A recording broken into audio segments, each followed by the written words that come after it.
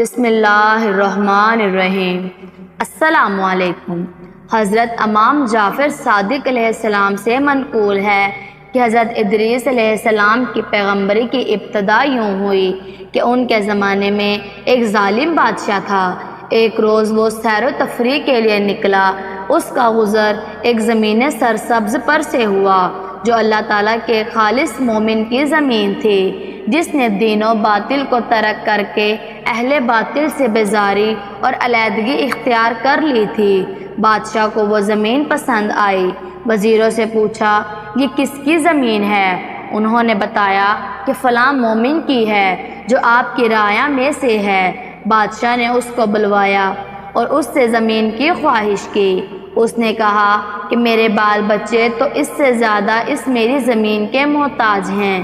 بادشاہ نے کہا کہ اس زمین کی قیمت لے کر مجھے دے دو۔ اس نے کہا کہ نہ میں زمین فروخت کروں گا اور نہ ہی یوں بلا قیمت دوں گا، اس کا ذکر ہی چھوڑ دو۔ بادشاہ کو غصہ آیا اور اس کے تیور بگڑ گئے۔ اسی حالت میں غضبناک اور متفکر واپس ہوا۔ اس کی ایک زوجہ آزارکا میں سے تھی جس سے وہ بہت چاہتا تھا اور اکثر اس سے مشورہ کیا کرتا تھا۔ جب بادشاہ اپنے دربار میں بیٹھا تو اس عورت کو بلایا۔ اس عورت نے بادشاہ کو بہت غضبناک دیکھا تو پوچھا، اے بادشاہ، کون سا ایسا معاملہ ہوا ہے کہ آپ اتنے غصے میں ہیں؟ بادشاہ نے زمین کا قصہ بیان کیا۔ اس عورت نے کہا، اے بادشاہ، غم وہ کرتا ہے اور وہ غصے میں پیچ و تاب وہ کھاتا ہے جس کو انتقام و تغیر کی طاقت نہیں ہوتی۔ اگر تو اس کو بغیر کسی ہیلے کے قتل نہیں کرنا چاہتا تو میں اس کے مار ڈالنے کی تدبیر و ہیلا کرتی ہوں کہ زمین بھی تیرے قبضے میں آ جائے اور رعایا کے نزدیک اس کے قتل کے بارے میں تجھ پر کوئی الزام بھی نہ رہے۔ بادشاہ نے پوچھا، وہ کون سی تدبیر ہے؟ عورت نے کہا کہ آزارکا کی ایک جماعت اس کے پاس بھیجتی ہوں کہ اس کو پکڑ لائے اور تیرے سامنے گواہی دے کہ وہ تیرے دین سے پھر گیا ہے اور آپ اس کو قتل کر کے اس کی زمین پر قابض ہو سکتے ہیں۔ بادشاہ نے کہا، اچھا ایسا ہی کرو۔ آزارکا میں سے کچھ اشخاص اس عورت کے دین پر تھے جو مومنین کا قتل حلال جانتے تھے۔ اس نے ان کو طلب کیا۔ انہوں نے بادشاہ کے سامنے گواہی دی کہ وہ بادشاہ کے دین منحرف یعنی پھر گیا ہے۔ یہ سن کر بادشاہ نے اس کو قتل کرا دیا اور اس کی زمین پر قابض ہو گیا۔ اس مومن کے قتل کی وجہ سے حق تعالیٰ غضبناک ہوئے اور حضرت ادریس علیہ السلام کو وحی فرمائی، جس کے الفاظ کچھ یوں ہیں، تو نے اس مومن کو قتل پر اتفاقہ نہ کیا بلکہ اس کی زمین بھی قبض کر لی اور اس کے اہل عیال کو محتاج و مجبور کر دیا۔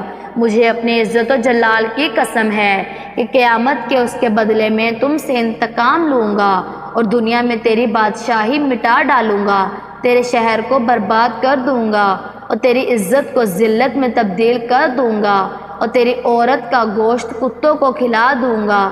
کیا میرے صبر اور برداشت نے جو تیرے امتحان کا باعث تھا اس نے تجھے مغرور کر دیا ہے؟ حضرت ادریس علیہ السلام اس کے دربار میں پہنچے جبکہ وہ دربار میں بیٹھا ہوا تھا اور اس کے گرد اس کے اصحاب بیٹھے ہوئے تھے۔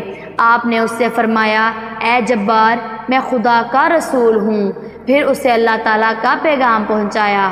اس نے کہا، اے ادریس علیہ السلام، میرے دربار سے نکل جاؤ، میرے ہاتھ سے اپنی جان نہ بچا سکو گے۔ پھر اس عورت کو بلایا اور حضرت ادریس علیہ السلام کی گفتگو بیان کی۔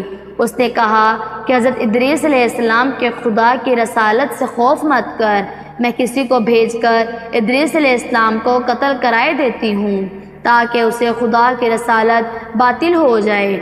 بادشاہ نے کہا کہ ایسا ہی کرو۔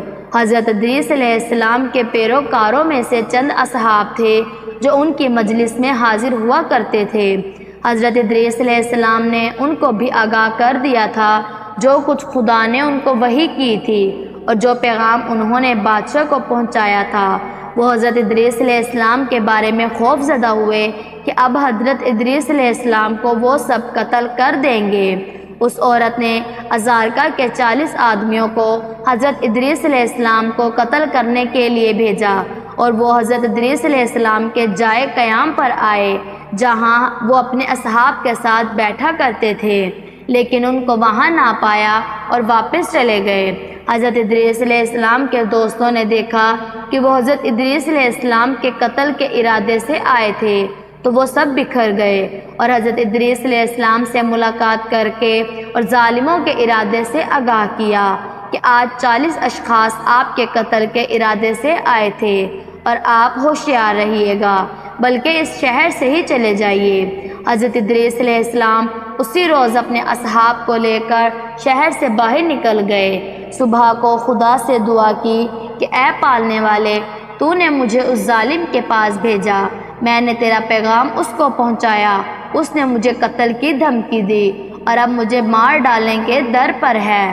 خدا نے وحی فرمائی کہ تم اس سے علیحدہ رہو، مجھے اس کے ساتھ چھوڑ دو، مجھے اپنی عزت کی قسم ہے کہ میں اپنا حکم اس پر جاری کروں گا اور تمہاری بات اور اپنی رسالت سچ کر دکھاؤں گا۔ حضرت ادریس علیہ السلام نے کہا کہ اے پالنے والے، میری ایک حاجت ہے۔ خدا نے فرمایا بیان کرو، میں تمہاری حاجت بر لاؤں گا۔ حضرت ادریس علیہ السلام نے عرض کی کہ جب تک میں نہ عرض کروں ان پر بارش نہ برسائیے گا۔ خدا نے فرمایا اے ادریس علیہ السلام، ان کے شہر تباہ ہو جائیں گے اور لوگ بھوکے مر جائیں گے۔ حضرت ادریس علیہ السلام نے کہا کہ جو کچھ ہو میری تو یہی التجا ہے۔ خدا نے فرمایا اچھا، منظور ہے، جب تک تم دعا نہ کرو گے ان کے لیے بارش نہ ہوگی، اور میں سب سے زیادہ اپنے عہد کو پورا کرنے کا سزاوار ہوں۔ یہ سن کر حضرت ادریس علیہ السلام نے اپنے اصحاب کو آگاہ کیا اس سے کہ جو کچھ خدا سے دعا کی تھی اور جو کچھ جواب ملا تھا، اور فرمایا اے میرے دوستو، اس شہر سے دوسرے شہروں میں چلے جاؤ۔ وہ 20 اشخاص تھے، سب دوسرے شہروں میں منتقل ہو گئے اور تمام شہروں میں یہ مشہور ہو گیا کہ حضرت ادریس علیہ السلام نے خدا سے ایک ایسی دعا کی ہے۔ حضرت ادریس علیہ السلام خود بھی ایک بلند پہاڑ کے غار میں جا کر پوشیدہ ہو گئے تھے۔ خدا نے ایک فرشتے کو ان پر موکل فرمایا جو روزانہ شام کو ان کے پاس کھانا لایا کرے، اور حضرت ادریس علیہ السلام دن کو روزہ رکھتے تھے، شام کو فرشتہ ان کے لیے کھانا لاتا تھا۔ ادھر خدا نے اس بادشاہ جبار کی حکومت برباد کر دی، اس کو قتل کر دیا، اس کا شہر مٹا دیا گیا اور اس کی عورت کا گوشت کتوں نے کھایا۔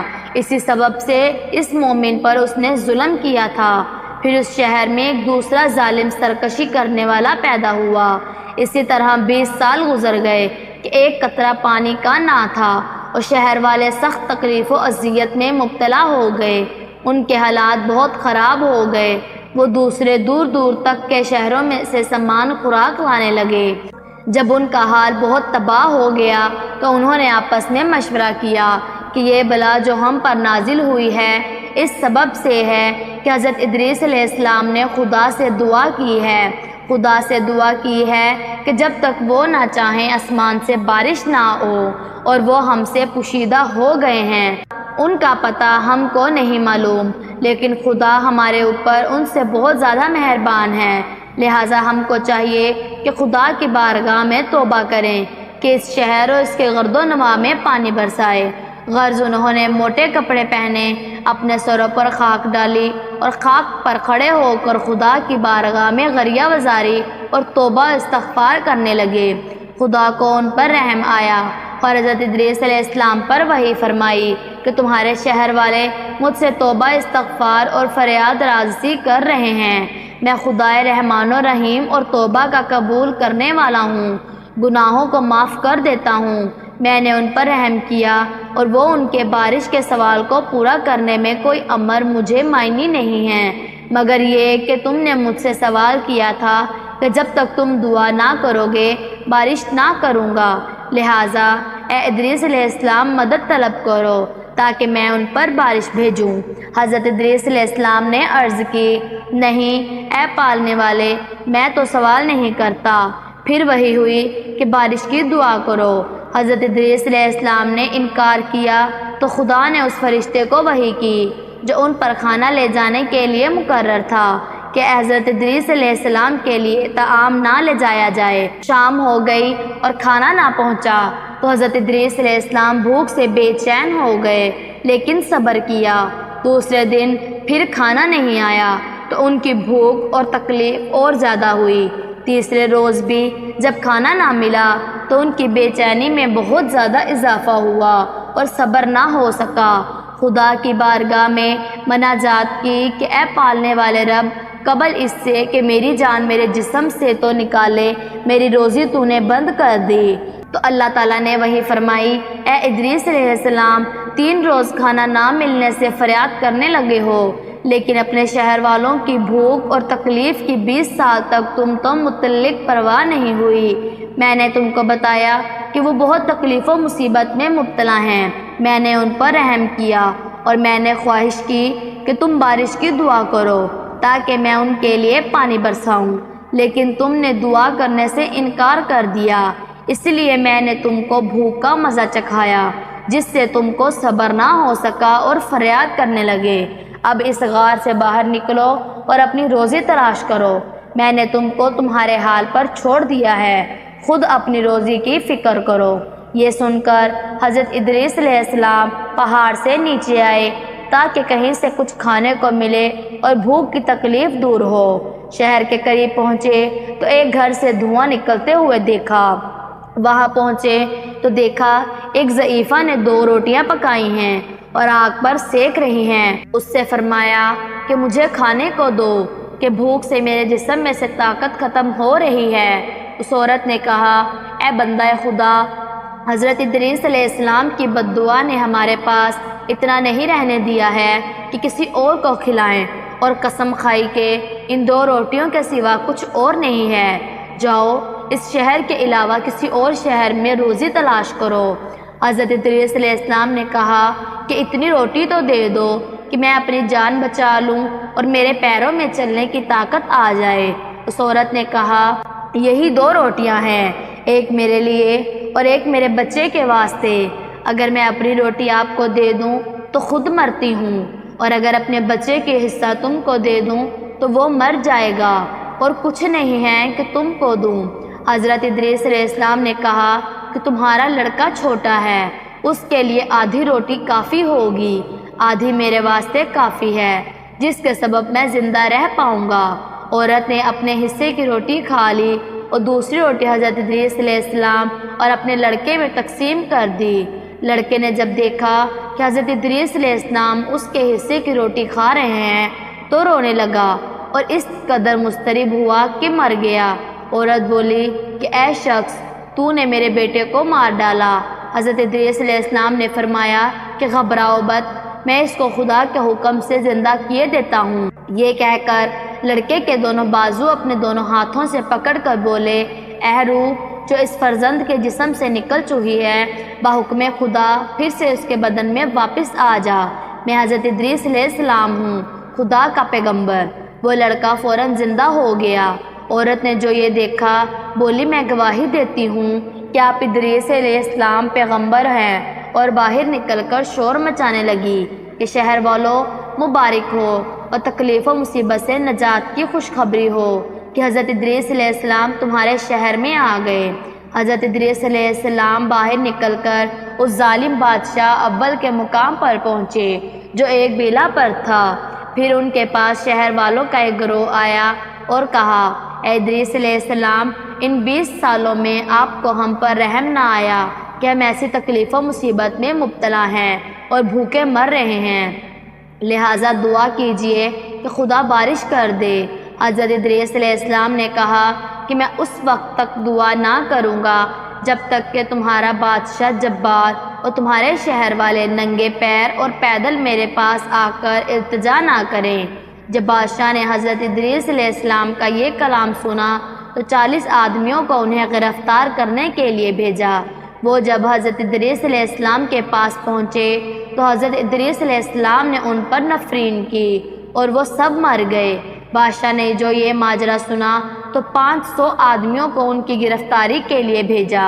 انہوں نے حضرت ادریس علیہ السلام سے آ کر کہا کہ ہم اس لیے آئے ہیں کہ آپ کو بادشاہ کے پاس لے چلیں۔